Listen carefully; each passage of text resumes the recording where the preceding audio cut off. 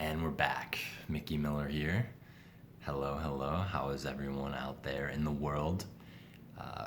Hope you're having a good Saturday or whatever day you watch this video. I usually record these on Saturdays and put them out on Saturdays.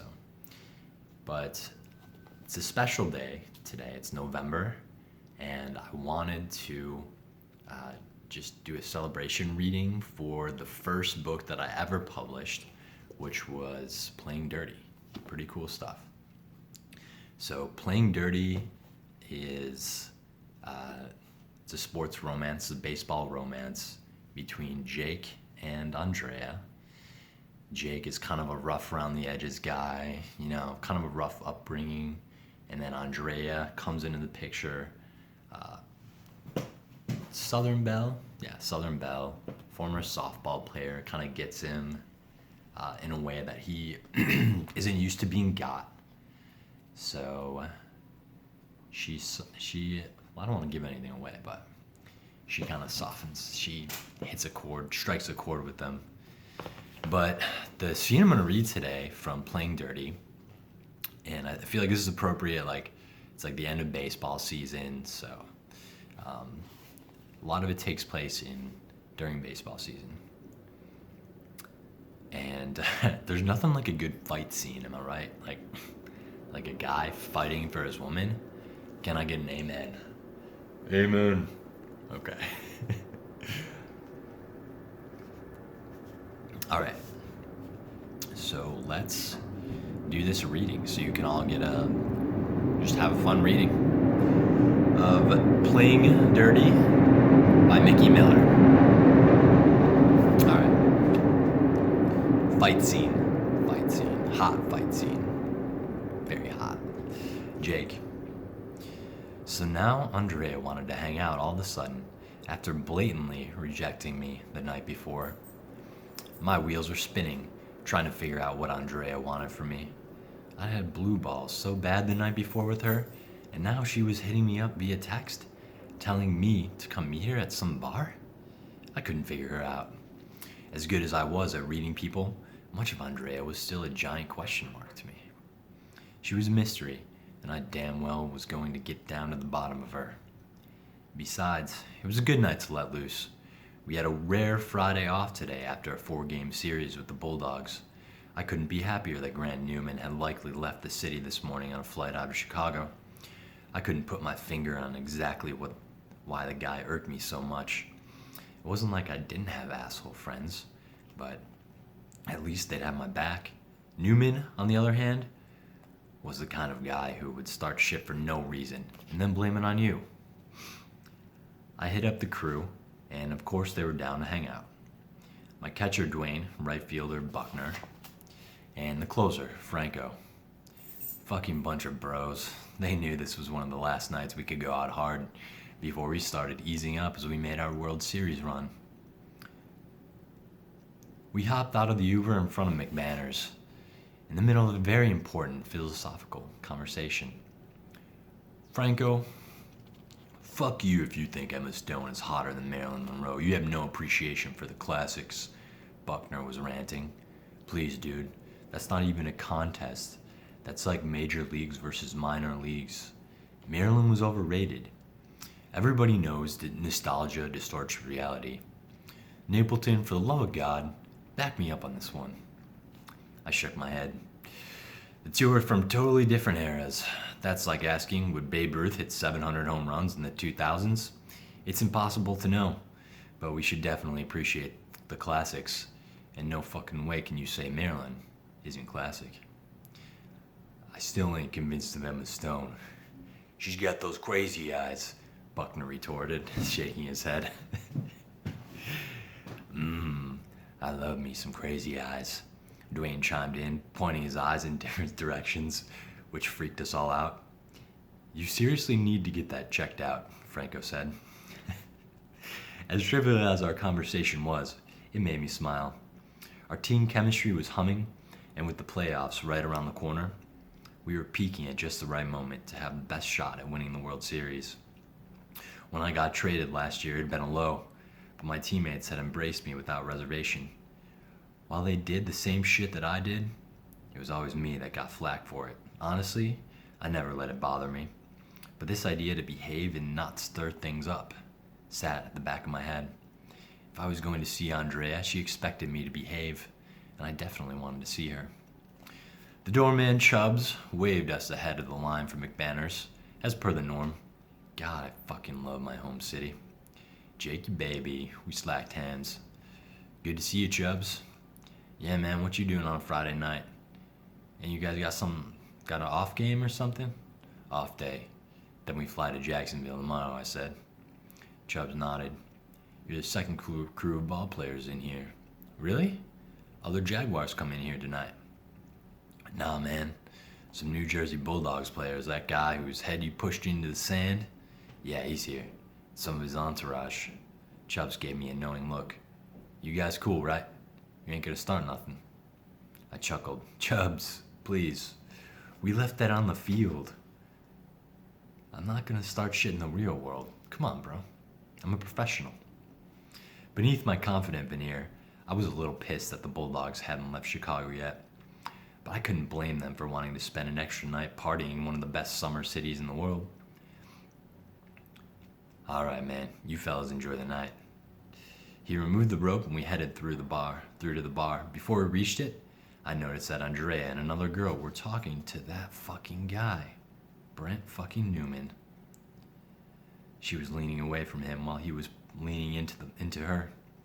Asshole alert, I said to my crew, pointing to Grant Newman, my arch nemesis. Guys, I gotta hit the John before we get drinks. Meet you back at the bar. I split off and headed to the bathroom, wading through a sea of drunk asses to get there. Shit, it was only 7:30, and these people were hammered. I went to the John, then to the sinks to wash my hands. I splashed a little water on my face, reminding myself of the one thing I wasn't going to do tonight. No fighting. I still remembered that triumphant look on his face when Andrea had left me at dinner. So much had happened since that night. Normally, I didn't have girls telling me no, but even if they did, that was their right. But I was finding that I really wanted Andrea, and not just for her hot body. Fred, holding that stupid gun at her head through the door of her window, pissed me off. It had scared me in ways I hadn't felt since I was a kid. I wasn't as close to my sister as I'd like since she moved to San Diego, but we stayed in touch. Would I have been scared if it had been her in that car instead of Andrea? I'm not sure. I felt close to Andrea in ways I couldn't explain. Her meeting Tate and knowing what I did after practices also freaked me out, but for completely different reasons. That Jake Napleton is so normal. Most would find that version of me dull. Hell, if they knew half the shit that I'd been through as a kid, bouncing from foster home to foster home, they might even feel sorry for me. And that was the absolute last thing I wanted. The public wanted the Jake that did stupid shit and kept up appearances. And I liked having fun and partying. I'd earned it. I knew Mr. Yerrick, my coaches, and my agent all wanted me to fall in line. But what did that even mean? I thought about Tate and how he reminded me of myself at that age. I remember the people I'd looked up to, and they'd all been baseball players. Guys who'd appeared to be great guys at least, though not all of them had been good guys in the traditional sense. I didn't want to be fake. I also didn't want to play up an image that wasn't wholly me or geared to make me palpable to the masses. Could I actually have both? Andrea seemed to think so, and I was wishing I could believe her. I wanted to believe her, because she wasn't like most people who took and wanted something from me. She was trying to give me something, and she meant it. I heard the door behind me bust open, and the voices were unmistakable. My mood instantly soured. I'd recognize that high-pitched steroid-popping voice anywhere. What he said would make my nonviolent pledge very hard to keep. I'm taking Andrea home, no doubt about it, Newman said. I'm gonna do with her what I should have done in college, but she never let happen. A cold-blooded surge of adrenaline went through me.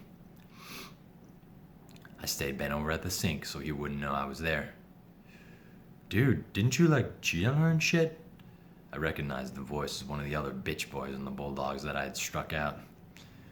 Who the hell cares? Newman chimed back. Dude, you were sleeping around on the reg with other girls then. Man, what's your deal? Fucking hater. I could feel my anger start to edge out the calm. He cheated on Andrea? I'd never cheated on a girl I was with, ever. I turned around, deciding what to do. The two of them were pretty drunk, still talking to each other at the urinal. I walked up behind Newman, still looking down at the little pussy. Shitty hitter, even shittier teammate. So I'm not surprised you're also a cheater on and off the field, Newman. I said something. I said, seething. I can't believe Andrea ever dated you.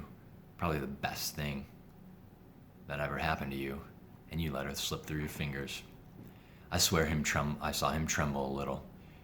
He turned around and tried to zip up, but caught his shirt in his fly. This is none of your goddamn business, Napleton. And I don't care if you're dating my ex, enjoy it while it lasts. Because she'll always be mine. The guy had to be fucking with me, trying to get a rise out of me.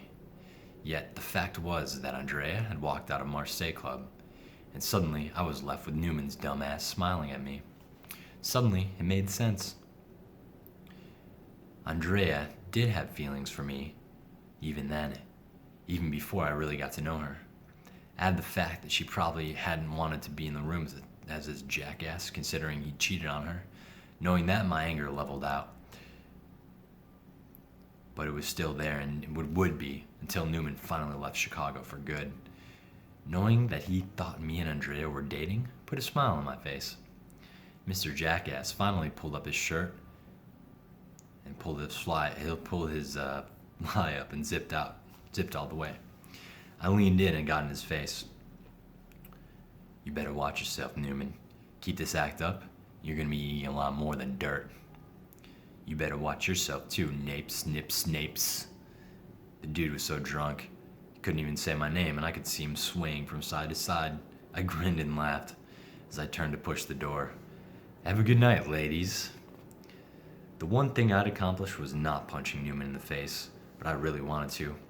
I marched back toward the bar area through a sea of people who all stared at me as I walked. I was used to the staring in Wrigleyville bars, where people acted surprised that Jake fucking Napleton was a real person who went to real bars and had real friends.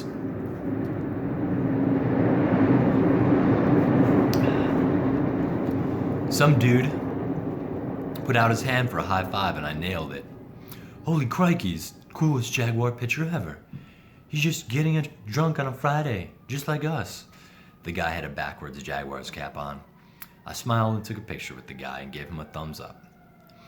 You mind if I Insta this, bro? Of course not, I said. Instagram away. Holy crap, Jake Napleton. If that beerless pic of me went viral, I wondered if I'd get bonus points from Mr. Yerrick. I eventually made my way to the bar area. My teammates were standing around, and they already had a Guinness lined up for me. Dude, total hottie sitting at the bar over here, Franco elbowed me. I smiled. He was pointing at Andrea. Bet you can't pick her up. Bet you I can. Guinness in hand, I strode over to the bar stool where she was sitting. She still had on her work clothes that I had ordered for her that morning, and damned if she wasn't a knockout. I wanted to take her right there. Then as I made my way to her, she did one of those unbelievable maneuvers that girls do that drives guys crazy. And I was sure she had no idea what she was doing. She put both arms behind her back and stuck her chest way out in some sort of stretch. Really, all it did was stick her boobs way out and make them look even bigger than they normally did. My boner pressed up against my jeans. Down, boy, you're gonna give away your position. Although it wasn't like she didn't know my position after Wednesday night anyway. The way her body felt pressed up against me would have been enough to give me wet dreams every day for the rest of the week. Hi there, gorgeous, I said, putting my hand on her shoulder. Can I buy you a drink? Unexpectedly, Andrea jumped 2 feet in the air, off her bar stool, and slapped my arm away, whirling around. Get the hell away! Oh, it's you. It's you. Her frown curved instantly upward into a smile, and she wrapped her arms gleefully around me, pressing her chest into me. Yeah, the glassy Looked her eyes told me enough. Andrea was quite drunk. I'm glad you're so happy to see me, I said. Well, I am happy to see you. Very happy. Happy. She held her arms around me for a few extra beats. I hadn't expected that, but I reciprocated, wrapping an arm around her harder, taking in her smell. She smelled like tequila, mixed with sexiness. I loved it, and I greatly enjoyed feeling the full length of her body pressed against mine. God help me, this was going to be a test of self-control, playing it cool. Please don't leave me, she whispered in my ear, and I noticed her glancing over my shoulder. For appearing drunk, there was a degree of seriousness in her voice that I hadn't felt before. She unwrapped her arms from around me. He's here. I won't leave you, I promised, feeling her tense up. I turned my head, following her line of sight, and she was looking right at the Bulldog's #1 prick. Was she scared of Grant Newman? Now that I knew they had dated, my mind wheeled in a million directions, trying to make sense of the information I had. Why hadn't she given me the full story about her and Grant yet? I was dying to ask her, but this loud and noisy bar wasn't suitable for serious conversation. Well, I'm glad Andrea's so good at introductions, a voice interrupted, right next to Andrea. A tiny, perky little brunette popped herself into the frame. Hi, I said, extending my hand toward her for a shake. Jake, so nice to meet you. I'm Amy, she replied, and thanks, I know who you are. Think I might have seen your face on a Calvin Klein ad or two. I shuddered. Just so you know, I've never let my agent live it down after I let him convince me to do that one. Oh, I think it's quite all right. She gave me a quick up and down. Guys, I think we should do another round of shots to celebrate Jake being here, Andrea interjected. I took a sip of Guinness, which didn't mesh super well with tequila, in my humble opinion. I set it on the bar, next to all the shot glasses and spent limes. With Newman sniffing around, I needed to be alert, and it seemed as though Andrea had had her share of tequila shots already. Stressful day? You have no idea, Amy interjected. Andrea went on, the alcohol taking over. My mother was mad at me that my evil ex came here, and now you're here. And this might be the booze talking, but I don't know what on earth to do about any of this. Speaking of evil exes, Amy added. She nodded behind us, and I saw him and his crew of evil flunkies approaching us. I know, I retorted, annoyed that Newman just wasn't getting it. I could feel my senses heightening and my blood filling with adrenaline. I tried my damnedest to play it cool, in spite of the fact that I had now confirmed that Andrea used to date Grant Newman, my arch rival. In spite of that, my heart began to beat like a predator in the wild. He's a little thick-headed, huh? Amy rolled her eyes. Tell me about it. She's been filling me in. I'd love to know the whole story myself, I added.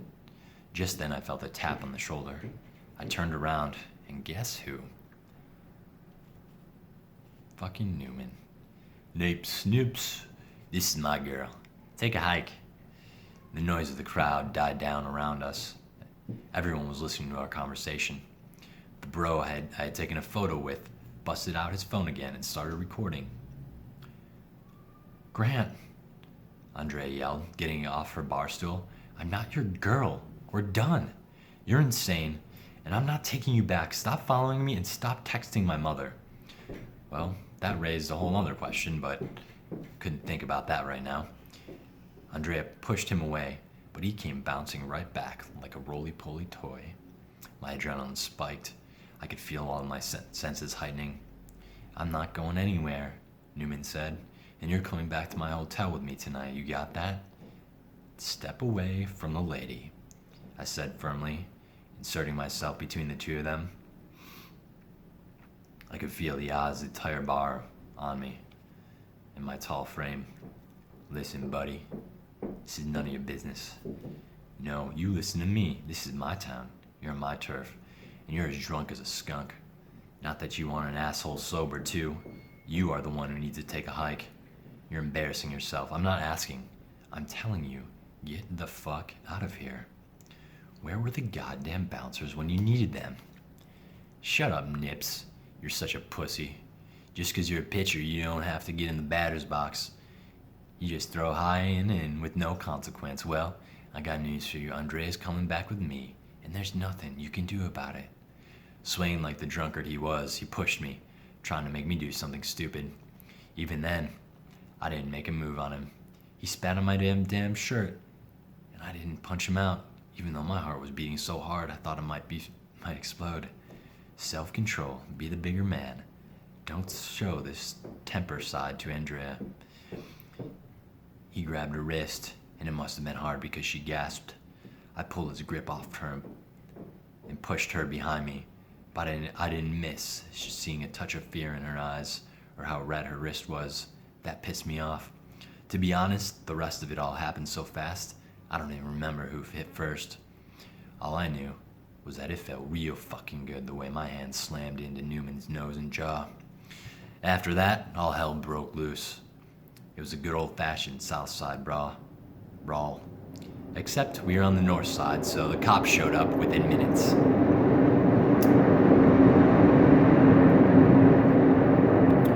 There was no one to point at but me when they asked who had started the melee. I wanted a goddamn replay booth review of the call, but it didn't matter much. They cuffed me and booked me.